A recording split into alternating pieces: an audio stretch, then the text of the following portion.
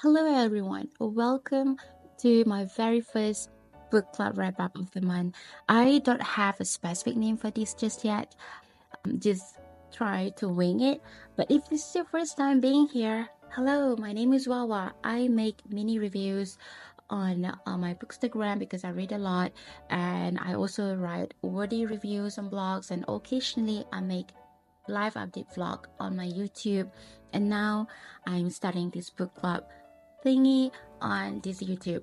For context, I started this because I felt like my bookshelf is growing, my TBR is growing, and I realized that I haven't picked up that one book that I said I was excited about in the previous month, and it keeps growing in the next month. I started books and then I picked up another one, and then I get overwhelmed. Time is not enough, and at the same time I have a full-time job, I have other things that I wanted to do, and in the end I fell into a reading rut. To overcome it, so I started this hashtag one book at a time to help me pick that interesting book that I said I wanted to read and focus on it. This particular books that I'm reading is going to be a type of book that I will read deeply, slowly. If I needed to, I'll put a tab. I will buddy read with someone on the internet if there is anyone who wants to join one book at a time hashtag. And I share the wrap up here on YouTube. I structure it in a way that you can enjoy this video without any spoiler. It's going to be my spoiler free thoughts. I will try to talk about what I love about the book versus what I don't like about the book, the plot, the characters, the writing style, and finally my overall rating of the book. So for the first official book of my hashtag one book at a time journey, July's pick, I have picked up Brotherless Night by Vivi Ganeshan Nathan. I'm gonna call her Vivi throughout this video because I do not want to butcher her name any further. Before we dive deeper, I want to take a moment to admire this book cover of Brotherless Night. I think this is a very beautiful book cover, and there are a few editions of Brotherless Night. Well, I don't mind if I get the purple one. I think the purple one is meant for the hardcover, and my friend Gwen from the Bookstagram, who also buddy reading with me, she get this book cover and she kind of sad because she wanted this one instead. Well, this book gets a lot of attention earlier this year because I think it was released in January, and it was shortlisted for the Women's Prize for Fiction, non-fiction, and has won the award last month in June. A little backstory about Brotherless Night. It's a historical fiction and it's based on real life events. So I went to Google, get some information just to learn more about Sri Lanka and civil war. So Sri Lanka, located very close to India and is part of the South Asia region, is home to people who constantly clashing due to ethnic incompatibilities. So the origin stories suggest that these two ethnic who arrived to the island basically have always been having a tension, and it started from the very beginning because not just out of the cultural differences and incompatibilities, but also rather out of the power disputes. The war started in 1983, and it took a decade to actually concluding. It concluded like 10 years ago, only 10 years ago, not too long ago. And this dispute between the Sinalis, which is the majority who controls the Sri Lankan government, and versus Tamil people, the ethnic that actually involved in Tigers, which is the movement group. You're going to learn this through the book. They wanted, Tamil people, they wanted a separate state for the Tamil people, and this tension continues somehow. They couldn't find agreements and common ground, and which in the end turns into a civil war. In this story, you can see our ambitious little girl, 16-year-old girl who grows up as Tamil, as part of a Tamil family in Sri Lanka during the time That was very unfortunate because it was approaching civil war. She is a sister who looks up to her brothers, to her parents, and she has a loving family, and she dreams to become a doctor. Eventually, she becomes a victim as well as witness to this ethnic tension. This book is about people, about families, about differences in ethnic origins that basically just tear people down. You tear a functional families into a different human being. You turn them into a dangerous and fearless human being. This story is written in the first person voice by our main girl Sashi, and I feel like it's very lyrical, it's very beautifully written, and it reads like a memoir even though it's actually an actual piece of fiction. There is a beautiful literary quality to this book, reflecting real life events. Before reading this book, I do not know much about Sri Lanka. I know very little about Sri Lanka. I do know where they are on the map. I only learned in history class that Indian people in Malaysia, they do have ancestors who came from Sri Lanka and India back in 16 or 1700 because they were trading the Indian spices and herbs. But maybe earlier than that. But that's the only thing that I knew. So when I started reading this book, I felt like I've been educated. It's an eye opener for me. In other way, sometimes I feel like I'm having a conversation with Sashi, like one to one, we're having a coffee and listening to her story. So I think this book just absorbed me very well. And this book has left a big impact on me and moved me as a person. It's very descriptive. I feel like it's very detailed that I could have a mental picture of the situation, how bad is the situation, the person's body. Um, I've, I feel like the storyline is perfect because it's also based on actual events and characters. So is it's very impactful. So through the I visualize a happy family. At the very beginning of the story, I could visualize the ambitious children wanting to be a doctor, wanting to be a lawyer, someday looking up to their father, um, and a loving mother who loves to cook for the family, protective sibling, a tight-knit community in the neighborhood, beautifully written and described. I have this imagery of reading corners in the Indian household, and I think it's perfect. And I also even get the idea, a snippet idea of how the city like just through the detailed writing by Vivi. Slowly, a functional community like that turns into horrifying and traumatizing scene as the civil war started, with towns being destroyed. You can see dead bodies just decorating the shoulder of the streets, and it feels horrible just to witness. They had a heartbreak when the libraries were burned down, the toll it takes to destroy the whole harmony of a family who lives in that country during that time. It hurts a lot of families. I love how characters in the book carry their own weight and have distinct personalities and voices, and especially Sashi. You can see that she's been described as the only daughter in the family. She's protected by the brothers. She's very hardworking and ambitious teenager. She's also tall and have a big heart in just wanting to help people when she grows up and being a doctor. And the story grows increasingly painful for me to read because I have to witness her experience from the studying of the brother who went missing, as the title of the book suggested, Brotherless Night. I also learned about how women are being treated in this book, how they are being perceived during the 80s. There was a reference to Mahatma Gandhi's view in this book, which were interpreted as a patriarchal and dismissive of the women's rights, assuming that women are built to handle pain.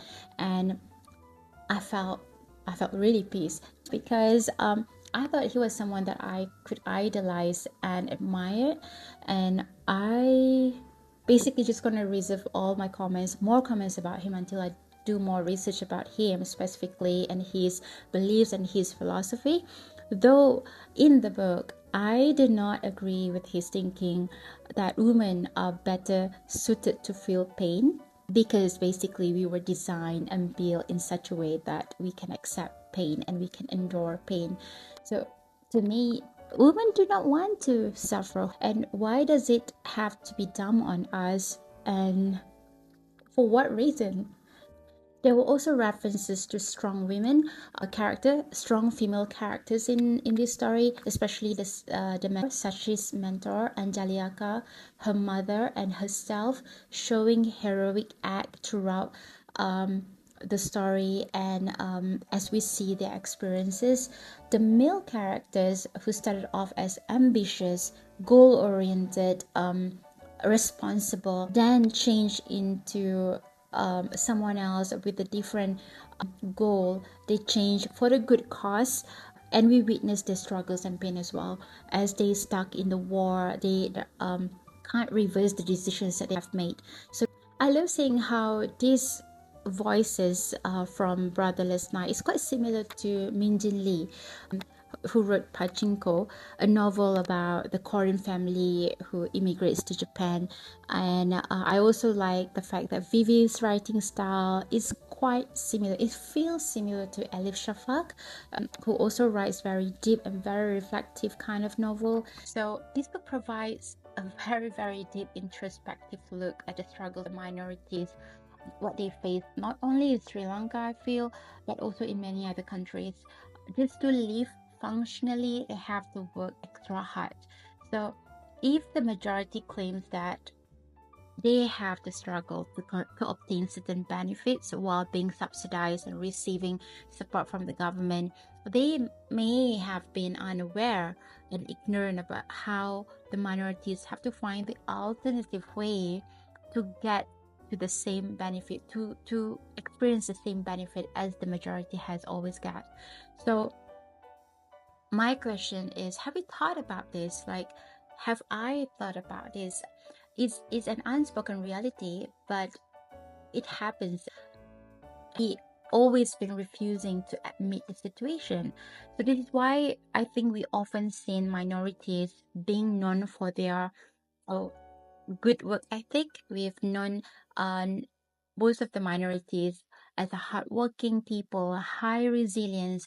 Conversely, they can also have negative experiences and negative reactions to this situation. So therefore, this tension happens, and eventually it became a war. I really hope that people take Sri Lanka as one of the example we can learn. Instead of wasting time fighting over ethnic differences and abusing the majority's right by creating all these policies and laws to protect the majority, I feel we could be doing it differently. Why can't we think about it in a way that we are protecting all the human beings? Every life matters. It doesn't matter whether you're majority or you're not minority, what color you are, white, black, brown. So that also doesn't have to mean that we are ignoring each other's beliefs and religion or their culture. There always going to be a way for us to live harmoniously.